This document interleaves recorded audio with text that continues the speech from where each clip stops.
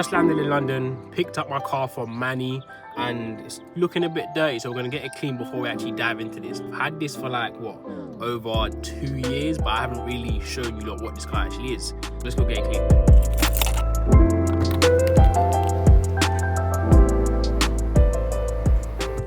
It's like 21 degrees right now, 21, something like that. When it gets hot, it has like one solid week of good weather. Other than that, it's just gloomy, rainy, all of that business. But I'd rather this kinda compared to Canada, because snow ain't really that exciting, is it? We're gonna get this fresh, cleaned inside and out, and then we're gonna take a little bit of a spec tour inside this car, because I would say that I would definitely get the G43 version of this. I mean, not the G43, the GLC 43 version, which is the sports version if you don't know. Right now, this is the AMG line premium, so it has certain specific features which we'll point out and go through as well. But we're approaching car wash shortly. Let's get this clean and show you what the car looks like.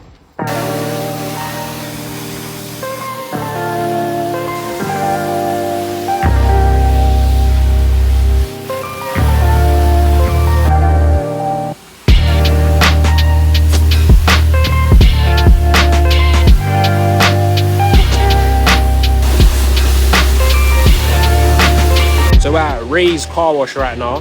This is probably like the best one in South London that I would say. I'm gonna be biased anyway. There was another one down the road, but I thought, you know what, let me come back to this. I ain't been in like, what, a year now, and I know they'll get the job done with my car, getting it cleaned inside and out. So anyone, if you do visit London, you're getting a car rental, you live in London, whatever, go Ray's car wash in Catford, and they'll get the car right. But it's been like a long while since I last actually been back in London. Like, it's still nostalgic. Certain things have changed, certain things are still the same, but England's home. Do you know what I mean? Toronto's great and whatnot, but England's still home at the end of the day. I miss driving my car. Like, as I said before, if I change car, I'll definitely get this one again, but probably the G43 eventually anyway. That's like on the wish list. Get a G43, spec it out, change put carbon fiber on it, all of that. But yeah, when that actually happens, we'll show that and document the whole process.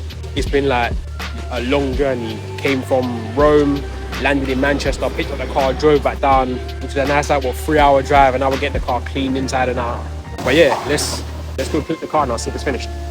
Don't you just love a clean car? We've got the 19-inch black alloy wheels with the running board, aka side step underneath the door. I've always liked this car because it had some of an aggressive look. We've got the tinted windows at the back, and if you swipe your foot underneath the bumper, it will automatically open the boot. Now moving on to the inside, I've always loved the Mercedes interior. It just feels luxurious. You have the black ash wooden trim that goes around the car with the electric memory heated front seats, and trust me, that comes in handy in winter. It's a very nice and simplistic front console with a full leather interior and metallic finishes around the car. The entertainment screen is kind of small, but it hasn't been a deal breaker for me. If you want to get to the little nitty gritty stuff with the audio visual communication, there's an aux and USB socket to plug in your phone, Bluetooth connectivity with a CD player if you actually use CD and not Spotify nowadays. But let's get going and hit the road and talk about the driving aspect of this. Now when I turn on the car, I like how the steering wheel adjusts to the last position that I set it to, but I'm pretty sure that most newer cars actually have this now. So there's 5 different driving modes, and I'm going to touch on each one of them. We have Sport, Sport Plus, Individual, Comfort and Eco. Starting with my most used mode, which is Comfort mode. This is perfect for your daily commuting, long highway drives, and it offers just a smooth, relaxed driving experience with lighter steering and softer suspension. Sport mode offers a improved throttle response, sharper acceleration, firmer suspension, and a more responsive driving experience, as the gear shifts are a tad bit quicker and the steering is heavier. Sports Plus just goes up a level and just makes everything more aggressive from the normal sport. Eco mode is great if you want to save fuel and be like planet friendly.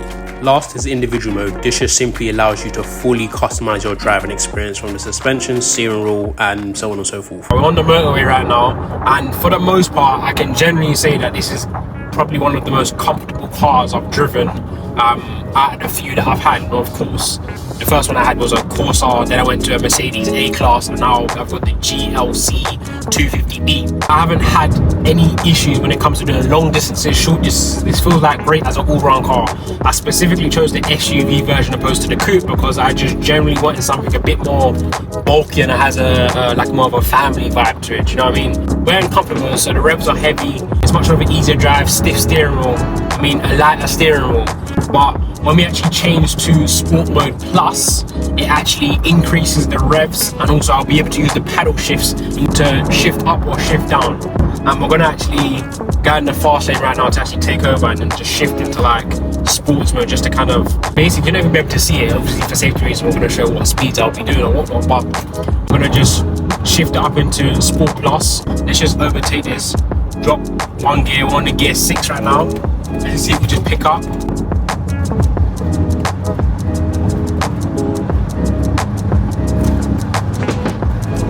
But even going at a higher speed, it still feels super comfortable, and I don't really have any faults with this car. The only main thing I would say that has been probably a standout issue, and can be, if you would say, a deal breaker for some, is, let me just put it back into comfort, is when you want to do a full U-turn, it then becomes stiff on the steering wheel. So when you're trying to full lock it, it's very rigid when you're trying to do a full U-turn, and you'll be able to feel it directly in the car, and it just feels like it's like sticking to the road, which isn't a good thing if you're not turning around and do any specific sharp turns. So given that this is a big car, I would expect it to kind of be able to maneuver better, but I would say that is where it kind of lacks. Now there are still things that I didn't even touch on, for example the active cornering lights, where it will light up in the direction of the road where you are turning. This also has keyless start, which I actually removed because I felt like my car was more prone to being stolen with it in. And the last thing that I couldn't forget is the panoramic roof. Now that's probably been my favorite thing in the car. When it's raining, sunny, windy, wherever it is, I've got that drop top down. Now after having this car for 2 years, I finally had to get rid of it. I didn't really want to let it go, but I had to. Like, I'm living in Canada with a car that's halfway across the world, so it didn't really make much sense. So yeah, I'll probably drive again probably like the next couple of years. So we're gonna head back to Rome now, and then fly from Rome to Toronto. But thank you for watching, and I will catch you in the next video.